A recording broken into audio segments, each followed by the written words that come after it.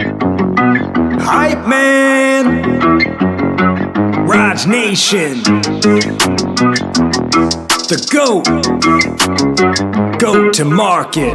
From Hype HQ in Chicago, Illinois, Startup Hype Man presents the GOAT to Market Show. What's up, everyone? I am your host, Raj Nation, the founder and chief pitch artist of Startup Hype Man. This podcast is where we bring you founders, company leaders, and creatives who are building it, who are doing it, who have been there and done that. And they pull back the curtain on their go-to-market strategies so that you can build a venture that you love and become the GOAT of your industry. Want first listen on episodes before anyone else? Subscribe to our newsletter at startuphypeman.com. You will get alerts every Sunday morning when we release new episodes. All right, let's hear how today's guest is becoming the GOAT. Ladies and gentlemen, making his way to the microphone from the Greater Toronto area, he is the founder and chief feeder at SalesFeed Media Network and the chief marketing officer at Technology Advice. Please welcome the one, the only, Tyler Lessard. Woo! Wow, Raj. I mean, I wish that were my LinkedIn audio name. When you click, oh, wait a minute, it basically is. Is it? Did we do that for you?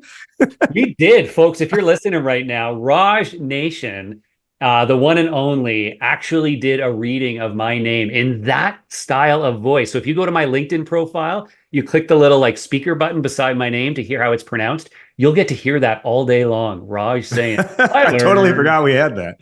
Oh, it's so good. It's so good. Pay him $50 to do it for you. You won't regret it. You know, the unfortunate thing about doing these style of intros on the podcast is I've realized recently I've had to tone it down a bit because otherwise the microphone peaks and then you actually can't hear most of it. Because they used to be way more big and broad, and now I've had to condense it down into a more sort of microphone friendly version, I guess. Yeah, it's tough. I get it. Struggles are real, buddy. Struggles are real. All right. So like I mentioned, everybody, he's Tyler Lessard. He's not only a guest today, he's a good friend of mine. Those of you who have been following along with Startup Hype Man over the years might know that there was about a 2-year stretch where Tyler and I were talking pretty much every week as part of creating content on behalf of the SalesFeed Media Network. At the time, it was owned by Vidyard. It was spun out of Vidyard. And we were doing video content together. We were hosting our own weekly or bi-weekly podcast, which I still think is probably one of the best produced podcasts ever made. So good. And we were just having a lot of fun in the process. So Tyler and I have spent a lot of time really on the same side of the microphone, if you will, but this is the first time I get to actually interview Tyler himself. And just to give you a little bit more background on Tyler, he spent a lot of time as a go-to-market executive and a VP of marketing, 10 years at Vidyard. More recently, over the last several months, joining Technology Advice and continuing on with the SalesFeed Media Network, which has at this point amassed 150,000 followers and subscribers, with a really, really, really high amount of weekly engagement. Their top YouTube video has nearly 200,000 views. And actually, by the time this airs, it might be past 200,000 views. They've got 10,000 YouTube subscribers. They are doing a lot in the media space, both with SalesFeed Media Network and then also with Technology Advice, which is itself a media publishing platform. So naturally, with all this experience, I want to talk to Tyler about taxes. No, what I want to talk to Tyler about today is the inner workings of building and scaling a media network or a media brand. So Tyler, once again, welcome to my show, the GTM show. Building a media brand. Why is this on your mind? Why is this important to you? Well, this is something I've been spending a lot of time on really the last 5 years. As a marketing leader, I pay very close attention to not only the trends on the marketing side of the business, like what's going on with marketing technology, how are marketing strategies evolving, but more importantly is how are our audiences evolving? How are they changing? What are their expectations looking like these days? And I think over the last number of years, we have seen, no surprise here, this continued shift towards number one, people want to self-serve online, learn not only sort of for how to buy, but also as they are exploring different topics, learning more about doing their jobs. They want things out there on the internet. They want to be able to find them easily, or for them to find them in their inboxes. And secondly, it's the world of like we write blogs every week, and that's our content strategy. That is over because, again, people today expect different forms of content. They expect video, they expect audio, they expect other forms of social content. And in some cases, those are preferred over long form written blogs. So I think a lot about how to take an audience first approach to our marketing efforts. And that really pushed me towards this idea of we need to think and act more like media brands, because that's what they do so well, is they know their audience, they own their audience, and they build relationships over time with them, which is what we should be doing as B2B brands. We're going to dive a whole lot more into this. Before we get there, let's learn a little bit more about Tyler, the person. So Tyler, you grew up in the Toronto area. You deal with a lot of Americans in the process. So either congratulations or apologies, depending on how that one goes for you. Yeah. It is a little bit different doing all of this stuff from north of the border. So, and I mean that down to like, there are certain things that are in American society that are not in Canadian society. Like even for example, I remember a couple of years ago, we were doing some SalesFeed content around the Super Bowl, and the big commercial was the Coinbase QR code commercial. And you were like, we didn't even get that up here in Canada. So my question is, how do you find you're able to stay current, given that so much of the audience you need to be in front of every day is actually south of the border for you? Yeah, I mean, good news. I didn't come and pitch you on doing a Grey Cup commercial instead of a Super Bowl commercial. For those not in the know, that's our Canadian Football League version of the Super Bowl. And you did not know that because you don't give a shit about Canadian culture, and that's perfectly fine. But on the flip side, us as Canadians, I mean, we are just so exposed to US culture. It really is just a part of how we operate here. So I don't find anything to be too surprising, to be honest. But the majority of who I sell to, who we market to, who I engage with online, are in US or international. And actually, one of the things that I've found to be like really impactful on my career is being really active on LinkedIn as a platform, as a business professional, because that is a great equalizer, right? On LinkedIn, the people I follow, the people who follow me, the people I've built relationships with and have conversation are truly all over the world. There are some folks, of course, in Canada, but it knows no bounds. And I find people like yourself, Raj, who happen to be in Chicago. I have lots of folks that I engage with in the UK and Australia and other parts of the world. And seeing their content, seeing the way that they speak, and sort of like in my passive feeds actually really helps with that. And I've learned a lot of slang words in other regions that I wouldn't have otherwise known as well, which is always fun. Well, let's double down on the slang and everything like that in the American culture. You are a big fan of hip hop, but not necessarily just the artists that, artists like Drake, many artists out of America. Favorite rapper or group of all time, and why? Oh, most of you won't know this, but my favorite rapper and artist of all time is an incredible lyrical artist named Aesop Rock, not ASAP Rocky. Right. Very similar. Very similar in name, very dissimilar in style and approach. Aesop Rock to me is an incredible lyricist who explores different topics in very deep and different ways. And one of the things I love about his music is I can listen to the same album, and I have listened to the same album 100+ times. And every time you listen, you find something new in his lyrics that you didn't catch before, or a different interpretation of what it really is. And that level of depth in terms of like things that he explores is really, really interesting to me. And I'm sure by the end of this, we'll find ways of how I apply his lyrics to my life as a B2B marketer. Let's go there. Get there. So Aesop is AE, right? Or is it AS? AESOP. Yeah. Rock. Yeah. AE. I'm just looking in my iTunes real quick. It never carried. Like when at one point iTunes went in the cloud and like it just like it killed like half of the songs you had that you had like uploaded yourself. So I have one. I don't have it now, but I still have the CD probably in my bedroom at my parents' house of Aesop Rock that I got in high school. I don't remember the name of the album, but it was like a cartoon drawing on the front.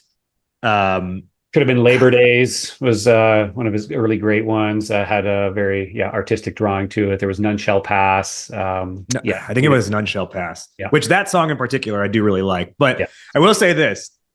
In high school, I tried to get into Aesop Rock because if you were like a real hip hop fan, quote unquote, you should know who Aesop Rock is. And I gave it a shot and I was like, it's just not for me. And I think and maybe it was just that one album, but it was like too out there, like the style itself, like a lot of times it's like not even rapping on beat. And so I just couldn't get down with it. And I had to like act like I really liked Aesop Rock for like 4 years to carry on the image of being a hip hop head. And then I got old enough to be like, I feel comfortable enough in myself and my tastes to just be like, no, I'm not into that music and it's okay for me.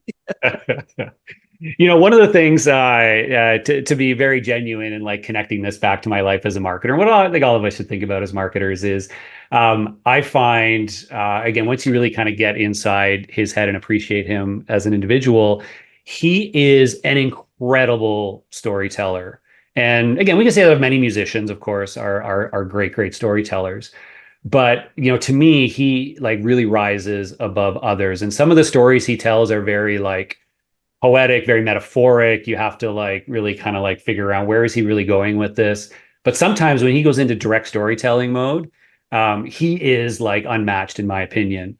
And, he hooks me in both in his ability to like tell a story in an interesting way, but also in the way that he actually delivers it. His voice, his intonation, he never gets boring to me. And he's intentional about that, right? Like he really draws you in. He's very engaging when you listen to him. And I find that, and again, with a lot of other rappers, I find like, yeah, that guy's great, but I'm just like, I kind of get bored of it. I'm like, it's the same rhythm. It's the same staccato. It's just like, I'm like, cool lyrics, but I've heard this 20 times over. And with him, every song, every album, when he really gets into storytelling mode, he just draws me right in. And I'm like, I got to listen to that again and again.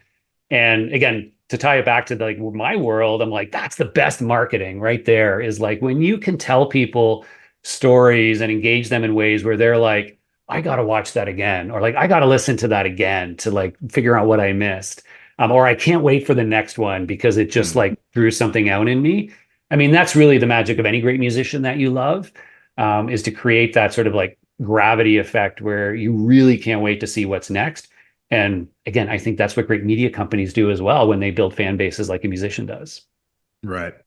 And I agree. I think that's a great model to look at. Is I've long said, don't think like a entrepreneur or an executive, think like an entertainer. I think there's a lot of value in that and how they approach audience development, content creation, quote unquote, et cetera.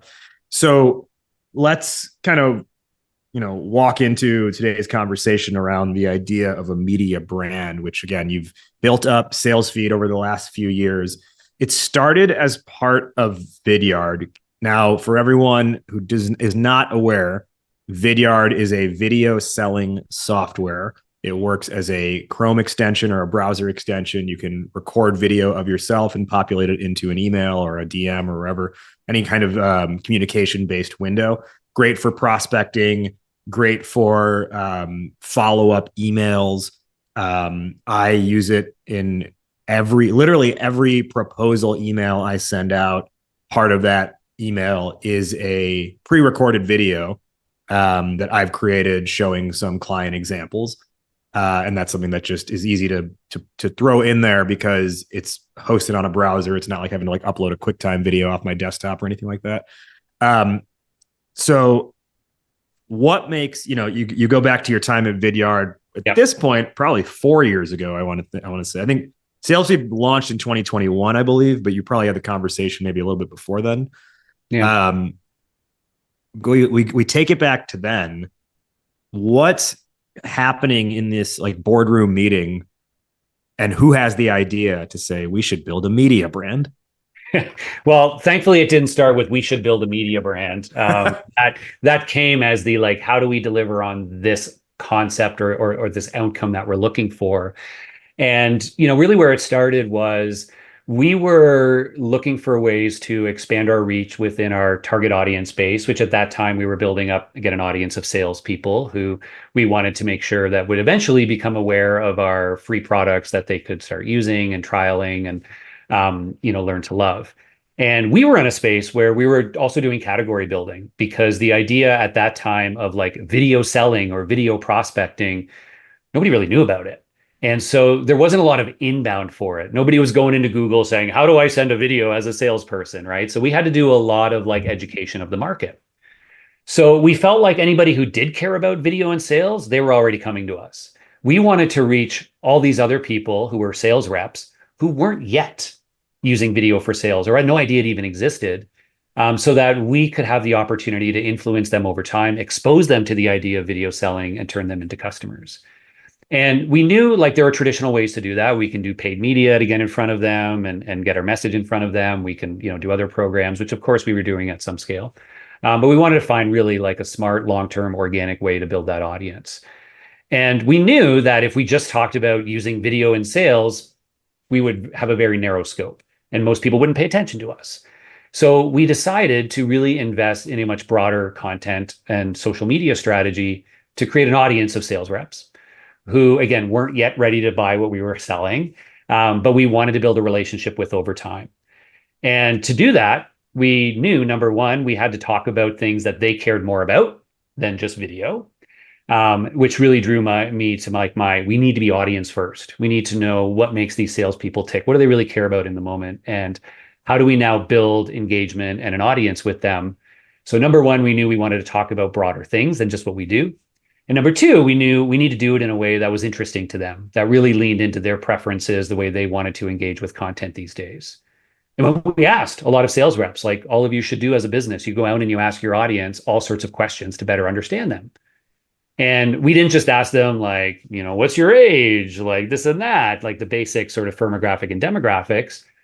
We asked them things like, who's your favorite follow on social media?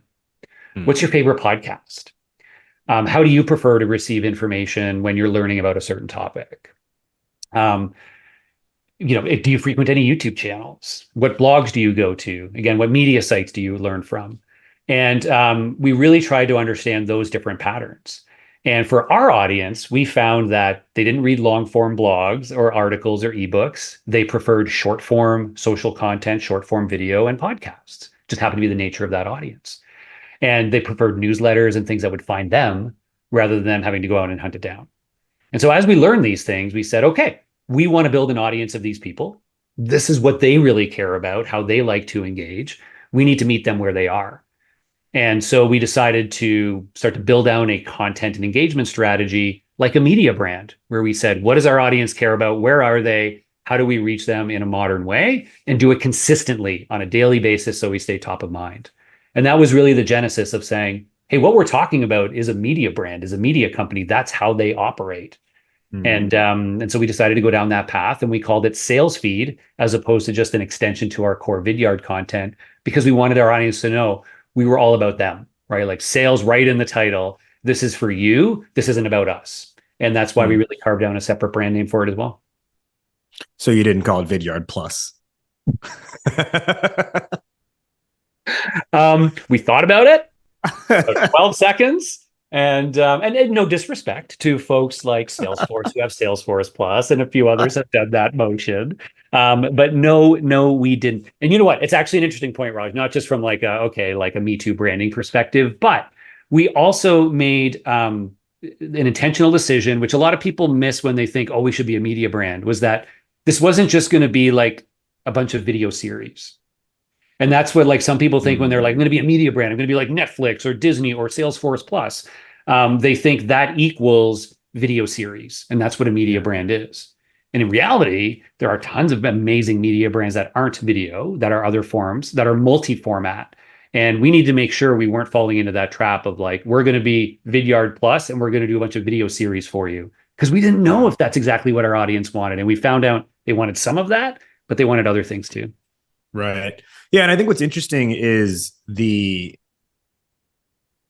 I remember when we first talked about it, right? Like, I actually remember physically I was in Phoenix at the time visiting my brother and his family. So I remember the exact like conversation we were having at the time. And the brand was like soon to be launched. We were kicking around a couple ideas around like a podcast series or a video series being one of the things. Yep.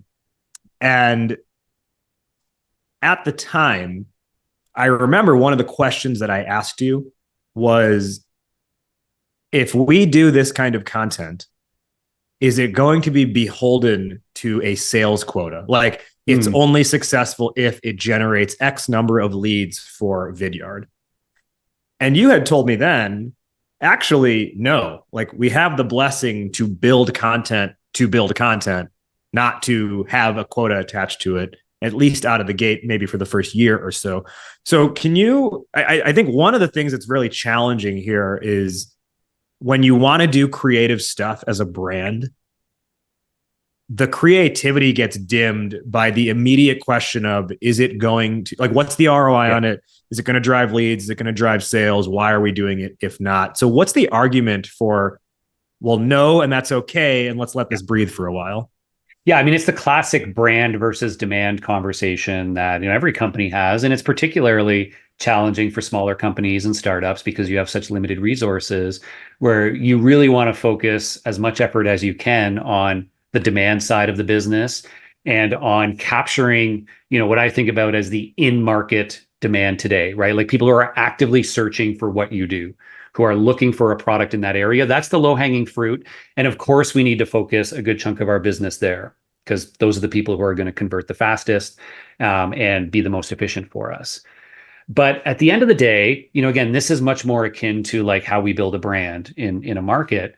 We have to be thinking about, where do we go from here and in the future? How do we create a more efficient inbound mechanism, a more efficient demand engine 6 to 12 to 24 months down the line, and create a moat or a competitive advantage against others in our space by creating broader relationships, broader brand awareness than they're able to do, and put them in catch-up mode. And again, when we thought about it at first, and I told you that, and you're absolutely right. I remember, and I told you and a couple of others very clearly, no, we do not have like a lead target behind this or a sales target behind this. The reality is, sorry, Raj, I did have a spreadsheet somewhere on my drive that showed my expectation with respect to how we can grow the audience first and how over time we could expose them to what we do as a business once we were in their trust. And, it's sort of a, hand wavy model of like, I think we could convert X% of those people into actual users over time. Now, what we didn't know is like, how long might that take? Or what would those percentages be? But we all understood the value of building a highly engaged audience, creating that trust with them around the messages, the content that we're putting out there, the brand experience we're creating through this content. And that over time, we would figure out how to expose them to what we do, what we offer, and create those conversion opportunities. And that actually ended up being, I think, my favorite and most interesting part of building a media brand was figuring out those conversion hooks over time and creating a model where we were very clearly able to show this is how we're going to take these audience members. I called it turning followers into fans and then fans into customers. And we had very intentional motions that we built to do that and say, how do we take these people who start following us and turn them into raving fans? And how do we turn those fans into customers when they are ready and showing interest in what it is that we do, which could be 3 months from now, could be 6 months from now, could be 2 years from now. But if we can keep their attention until they're ready, we're going to win in the long term. So there was a quota, but it was the first quota was audience growth before, and it was not like absolutely with each 200 people you add, there must be 3 leads generated. It was like get to a certain point, then we shift some of our focus into how does this now trickle down funnel. Yeah, it's very similar to kind of building an initial social media strategy and in some ways a content strategy.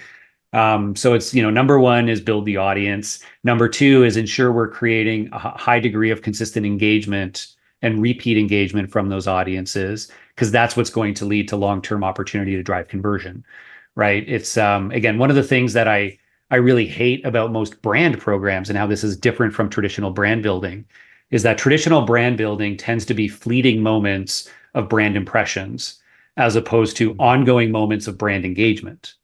And the fleeting moments of brand impression are when we do things like here's an ad here or a billboard here, or we show up at a conference and they see our name. Reality is recall for that stuff, especially in B2B, is very poor. And if they don't convert immediately, like what do we usually do for a brand program? If somebody like responds to it, we immediately try to sell them. And we're like, hey, are you ready to buy? And they're like, not quite ready. And we're like, okay, we're going to put you in a nurture stream for 30 days and hopefully you'll be ready then. And it's like, they're not going to be ready in 30 days if they're not ready today. Like, give me a break. And so that's where we sort of take these moments of brand impression, and most of them we squander away, with the exception of the like 1% who happened to be in market when they saw our brand. The idea of consistent ongoing brand engagement is where we create this sort of halo effect. We say, we're going to keep ourselves top of mind. We're going to keep our brand present in your inbox, in your social feed. And you're going to keep coming back to us because the stuff we're offering you is so great. And we are going to maintain and be top of mind and earn that trust and actually have real affinity for our brand as opposed to just those impressions. It's kind of like in that, you talk about the brand versus demand conversation. We tend to think of demand in the funnel, right? Top, mid, bottom funnel. Yeah. But it feels like what you're saying is in building a media brand, it's like there's pre-funnel work before you even think about it. Or maybe it's like you have your funnel, but there's pre-funnel or what's around the funnel even in the first place before you get to the funnel. Yeah, we actually started thinking about that in many ways, that it was almost like this, our exclusively owned super top of funnel, right? Because usually when we think about our funnels as marketers or businesses, we think top of funnel are the people who are coming in, who are starting to show some potential interest, right? They are people who are searching for, again, if you sell a CRM software, your top of funnel is usually going to be people who are starting to search for CRM related topics. They're coming to your blog, they're reading about certain things. Maybe they're attending a webinar about CRM over here, and they become your top of funnel who you need to now start moving down.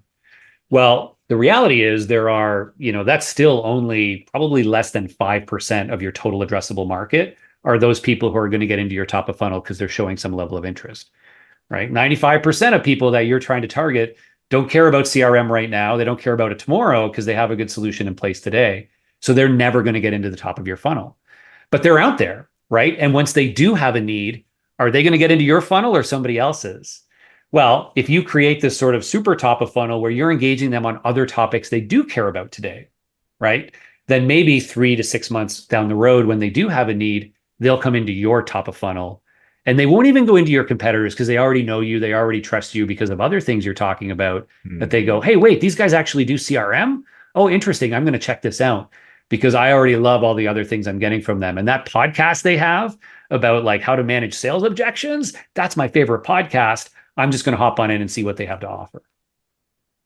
Now, as you get someone into the funnel and ultimately ready to buy, you have to make sure there's a good product behind that ultimately. And so for everyone who's listening right now, whether you are at the point of building a media brand or you're just in the early stages of getting your first few customers, that product's got to live up to whatever the promise is at the bottom, mid, top funnel.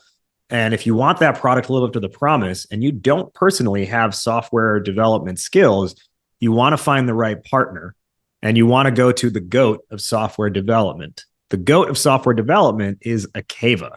And the reality is I have seen a lot of startups not be able to deliver on that product promise at the end of the day because they go offshore with their development or they go to a budget dev shop, and they end up getting screwed over because those providers, you know what they are? They're order takers, and they do the bare minimum, which often means your software ends up having gaping holes in it, or you actually end up getting forced to pay hidden release fees to claim ownership of your code.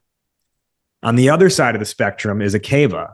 They build strategically for scale from day one. They help you make product decisions along the way. And they also give you full ownership of your code by default. They don't want to hold on to it. You own the code that's written in the contract from day one. And with Speaking of code, they have a killer offer for you. It's called a You Call It code review. What's a You Call It code review? Well, go to Akeva, and if you qualify, they will review the most critical parts of your code so you can see exactly what your technology needs to either launch or scale. And they will do this completely free, and then you call it from there. So if you want to handle things on your own, you call it. If you want Akeva's development help, you call it. If you want to take Akeva's consultation and then take it somewhere else to get developed, you call it. There you go. It's like being back in college at the bar. Wednesday nights, it was like dollar, you call it, well drinks. But think about, instead of getting well drinks, you're getting top shelf here. And you're not even paying $1. You're getting it for free, and it's about your product at the end of the day. So tomorrow is going to be better. You're not going to wake up with a headache tomorrow like you would at the bar in college. So if you're ready to see if you qualify for a You Call It code review, if you're ready to get goated, head to akeva.io. That's AKAVA.io, akeva.io. Fill out the form there. Tell them Startup Hype Man sent you. Today on Startup Hype Man's Goat to Market show, we're with Tyler Lessard, the founder of SalesFeed Media, the chief marketing officer of Technology Advice, and also the founder of Outside In Marketing Consultancy. As we talk about, Tyler, this idea of like the pre-funnel versus the funnel, audience development requires, I think, maybe in today's market where there's so many options, not just within, let's say, like marketing itself, right? Like take content marketing. There's so many options a person could go to. But the thing is, you're not just competing against what is content that other companies are creating.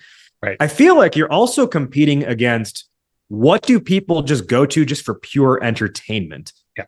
Right. Like when you start to put things on YouTube, it might be that you're competing against another brand's video on how to sell better. But on top of that, I think you're also competing against the fact that there is a 2-minute clip from The Simpsons of Homer doing this thing that's very easily clickable, which honestly, every time I go to YouTube, I see one of them. I'm like, it's 14 seconds. Let me just watch that real quick. So you've got to really be intentional about the content you create. And SalesFeed, I think, has built a really recognized name for creating quite out there content, but it still works. And some of the things we did together back in the day, we launched probably, I would say, the best parody music videos that have ever been created that are about, the sales selling world. We had a podcast we did together. We had a YouTube video series we did together. Can you talk through the ideation of where, and you said earlier, it doesn't have to just be a video series, right? But can you talk through at least the ideation of okay, media brand, we have the entire sort of world of creativity at our fingertips. Where do we start? How do you even just get started with creating the content? Yeah. I mean, to your point, we're competing for attention. We're trying to maximize engagement of our audiences. And these are things that traditional B2B marketers actually don't do very well, right? It tends to be, again, very conversion centric things they're doing. So it is a different skill set and a different mindset to be thinking about how are we going to create, this audience of followers and fans who are going to choose our content over somebody else's. And when you think about it through that lens, there's a lot more dimensions that you have to be mindful of when planning and creating your content. It's not just about writing the best possible blog post or ebook, right? Now we're thinking about, okay, what is the content? How is it delivered? What format is it delivered in? How entertaining versus educational is it going to be? If it's going to be in video or audio, who's going to be on camera or who's going to be on the mic? Who is the talent that is now going to be a part of this? And that's actually something that a lot of companies, especially in B2B and startups and others, haven't cracked the code on, right? Traditionally, we had an internal facing marketing team. We had a content writer. Nobody had to be out there on camera. Nobody had to be out there on the mic. And we weren't building up personalities. We weren't building up, again, talent that was engaging our audience in that way. And we found a really great opportunity there with SalesFeed My first hire was an individual who, I felt could really relate to the sales audience. He's somebody who was a salesperson himself. So I knew he could relate very well to the audience we were trying to build. He didn't come from Vidyard or video. He came from pure sales, which is what I was looking for. But he also had already proven himself as a TikTok creator and a LinkedIn creator. And I knew he had the great ability to be amazing on camera and to also be his own full stack creator, where he could come up with an idea, film it, edit it, ship it, and sort of be a one-stop shop to make sure we could do it in an agile way. And that was all those things were really, really important. Because again, you're not going to create this like consistent cycle of engagement and brand building with audiences with those traditional tactics of like writing static content or not trying to be a little bit funny now and again or a little bit more engaging. So we have to think about those different skill sets and how we bring them into today's marketing world. And there's lots of different ways that you can do it. And it depends on kind of what you want to be known for, what you think your audience needs. But we need to be intentional about that, especially who's going to be that talent if we're going to do video and audio to ensure we're creating stuff that our audience is going to crave. So I think there's a key sort of lesson here, and that is particularly because I think just so many people are locked into like the business mindset, is they really think it has to be like someone at the company doing the thing, the creating, right? Or it has to be, the CEO themselves. But if the CEO is not naturally a quote unquote personality or is not an entertainer by default, you'll end up getting like white paper style content, right? Whatever the format is, it could be a podcast, it could be a video, it could be a newsletter, but you'll get like what feels like that version of a white paper that's very kind of dull and dry. And so I think that ability to reach out to other sort of, I think the word would be creators, if we use the modern terms, reach out to other creators to pull them in really helps a lot. Obviously I was one of those people. And I also think what helps is like you said, I was not an employee of Vidyard. Will Aitken prior to that was not an employee of Vidyard. Some of the other talent you pulled in were not employees of Vidyard. So anything that we would be saying would have an added layer of authenticity to it. Right. And there was also never really to my recollection, there was never a directive of like, hey, let's make sure we talk about Vidyard in this segment or in this thing. And I'm sure you had in your own background, like, I'm gonna pop it in here or there, but the direction to any given talent you brought in was not do this thing and make sure you say Vidyard's name 5 times in it. Right. Yeah. No, the focus there is on like, we need to create high resonance with the audience. We need to put people in front of them that are going to be engaging, educational, entertaining, and that they're going to trust, right? Like, again, they're not going to come back if they feel like this person, doesn't get them or whatever it happens to be. So, all those things have to go into it. And I think to your point of you can't always rely or expect that like the CEO is going to be the main person in our content. They probably have a place to play and a role to play, right? It's not that they shouldn't be, but if you, think about how am I going to best create a relatable experience for my audience that they're going to want to keep coming back, it often does come back to ensuring you have somebody and people who are acting as those peers to them, who they can trust and know. So if you're trying to build an audience of accounting professionals, right? What you don't want to do is put a marketer who could just say some accounting acronyms on camera to pitch stuff, right? You want to find somebody who comes from the world of accounting. And it might be, it might have to do a little bit of digging, but there's probably some folks who are great creators, who are some influencers. Maybe they're doing some stuff on TikTok.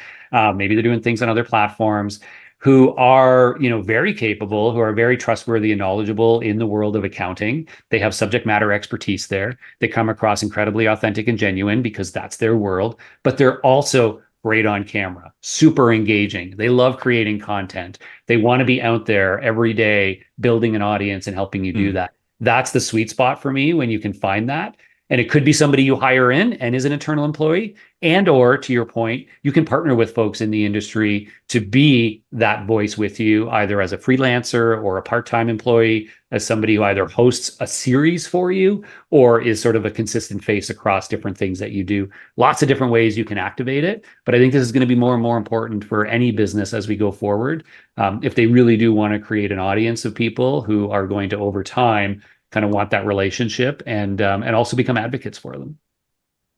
The other thing that I think was, you and your team were particularly prudent about, or just maybe, I don't know if it's prudent or relaxed about, maybe, is being able to objectively look at if something is working or not, and then deciding, do we continue to do that? The example I'll point to is, for about a year, you and I co-hosted the Full Funnel YouTube series. It was like a 10-minute YouTube show called Full Funnel.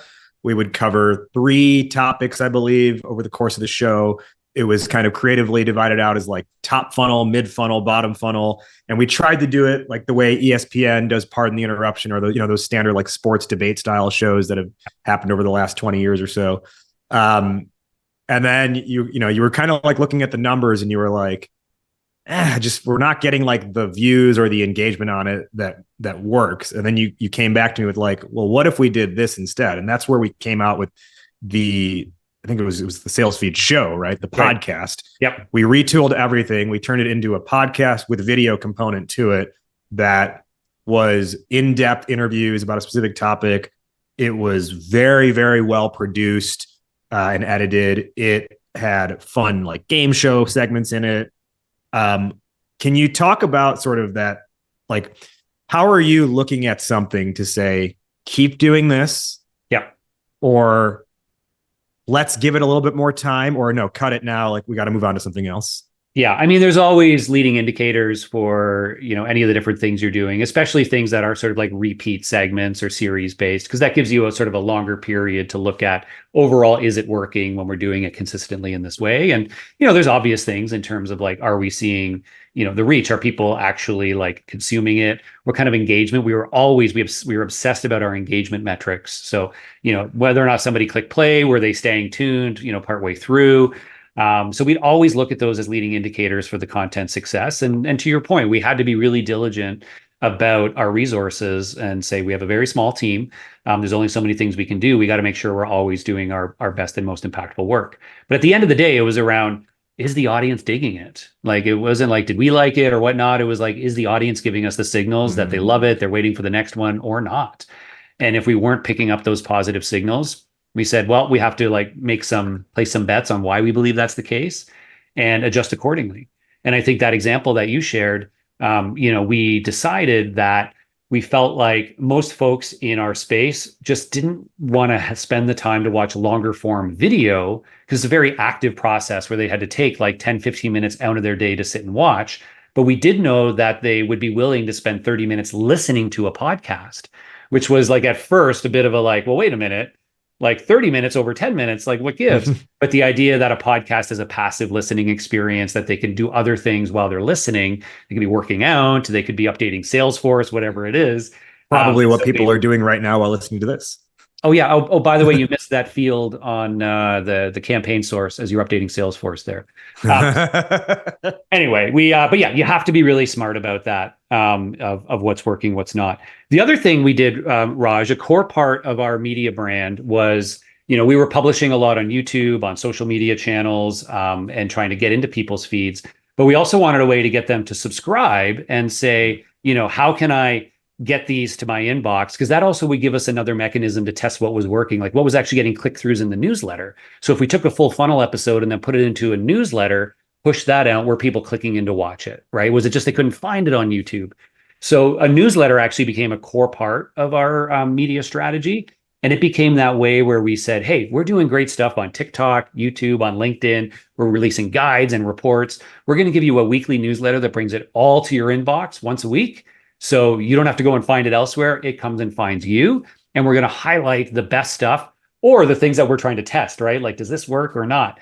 So it became a really important part of the media brand to not only like create ongoing engagement and subscriptions, but to allow us to like test putting things out there to people and seeing what the click-through rate was when it was delivered in that format. When we knew it got there, they opened it, but did they choose to click? So it gave us another avenue to test content. And I think that's always really important. I'm glad you brought that up, because I think that's where I was going to go next with this is you have a YouTube channel, you have a podcast, you have LinkedIn posts. You don't own any of those audiences. right? YouTube does, Apple Podcasts / Spotify owns it, LinkedIn owns those audiences. You don't really, know who's watching or who's listening. Right. And you need to have a place to be able to directly get in front of the audience. You need to be able to quote unquote own your audience. And that's really, I think, the power of the newsletter. In addition to, it combines everything in one place. It's like, hey, and the way SalesFeed has done its newsletters, it's like, here's what we released in the last week. There's this new podcast episode. We released this 5-minute video on video selling. We released this masterclass on here, or here's our meme of the week, things like that, right? So I think the existence of the newsletter really helps create a hub. If you think of the hub and spoke model, it's like each of these individual assets are the spokes, but the newsletter ends up being the hub for a business that's launching and building up a media platform. In my case, I use ActiveCampaign for newsletters. Great platform for that. Not just for newsletter creation, but then even for a lot of the marketing automation you want to do on the back end. I know a lot of people listening to this, you've either not gotten into newsletter development yet, or you're just kind of toying around with it. So remember, you've got, ActiveCampaign is who has my vote, and they're a partner of this show. So if you want to get a free 2-week trial, just head to the link in the bio. Yeah, right. Head to the link in the episode description. Head to the link in the episode description. You'll see that you can get a free 2-week ActiveCampaign trial. Great platform for getting started with your newsletter and then building on your automation from there. With the way, I got one more question here, and then we'll go into our final wrap up. Great. With everything that you've been able to build up through SalesFeed over the years, right? We talked about 150,000 followers and subscribers at this point.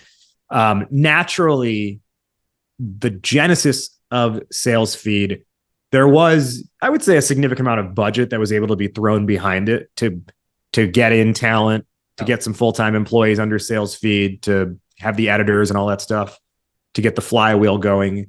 Yep. If you're budget light or maybe budget non-existent, yep, is this achievable, or is any version of it achievable? And if so, what would you recommend as the getting started point? Yeah, it absolutely is achievable in some ways, and you can take baby steps to this. I think the most important thing, the foundation to me of any great kind of media content strategy, whether that's just like an evolution of your content strategy, your social strategy, or actually launching a separate media brand, the foundation of it is why I called my consulting business Outside In. It's about having this like audience first view on what it is you're publishing out to your community. So I want you to like be as empathetic as you can to the audience you're trying to serve. I want you to understand, who are these folks, not just the typical like ideal customer profile and persona work, but like understand, who do they follow and why? What kind of content do they tend to engage with? What do they love to see hit their inbox? What formats do they tend to prefer, sort of generally speaking? And use that to inform your own content, community building, and social media strategies. Don't just say, oh, we're going to do LinkedIn because that's what these people do, or we're going to do a podcast because that's what everybody else does. Be hyper empathetic to your audience, make very precise decisions based on what they care about and what they show interest in, and start there. And it could very much start as like, we're just going to lean into a killer TikTok channel for this community because we think there's an opportunity there. And that's how our media strategy starts. And once we get our rhythm there, we're going to cross over here. We're going to add something here, but you can always start small and grow, but focus on that mindset, that outside in, audience first mindset. And you'll start to build a community quickly if you commit to that. Let's hit our wrap up now. First off, Tyler, where can our listeners find you? Where can they learn more? Where can they find these platforms? Well, hit me up on LinkedIn, Tyler Lessard. You'll find me there. You can also head to salesfeedmedia.com if you want to check out our different media sites, our YouTube channel, and others. It's a great set of inspiration for you. So even if you're not in sales, feel free to check those out, and maybe they'll give you some ideas about your own content and media strategy. I was a little disappointed when you launched your consultancy Outside In. You did not choose to name it Less is More. Raj, I'm not upset about that at all. And thankful I did not call it Less is More. But you're not wrong. We will now give our final takeaways for the listeners based on the conversation today. I'll go first and I'll toss it to you. The topic today was building a successful media brand. I have a whole page of notes here. What I want to bring it back to is one of the first notes that I wrote, which is, as it pertains to getting started with a media brand, ask your audience where they are already getting their information from. Yep. Tyler, top 1 or 2 lessons or takeaways? Yep. +1 on that. Really understand your audience. Be thoughtful about who is going to be the face of your content. If you are going to invest in video and or multimedia, that personality becomes really, really important. And you want to ensure you have somebody representing your brand and your content who is going to be relatable to your audience, who's going to be trustworthy, who's going to be engaging, and they're going to want to come back and learn more and follow along with. So that's a really, really important one. We will now close with our final question. Actually, no, I jumped the gun there. Who is one person you want to shout out who's been helpful on your journey? Well, I will give a shout out to, I think I'm going to have to give it to my boy, Will Aitken. Will was my first hire on SalesFeed as that face of the brand, a kind of full stack creator. He not only was a huge part of the success of building up SalesFeed, but he taught me a tremendous amount about the future of content, about how to create in a different mindset, how to really relate to an audience, and how to be entertaining in B2B in ways that don't offend everybody, but probably still offend some people. So big shout out to my boy, Will. You've taught me a ton. You've been an amazing partner, and love you, bud. Tyler, because of that, Tyler is living proof you can be in your 40s and understand TikTok.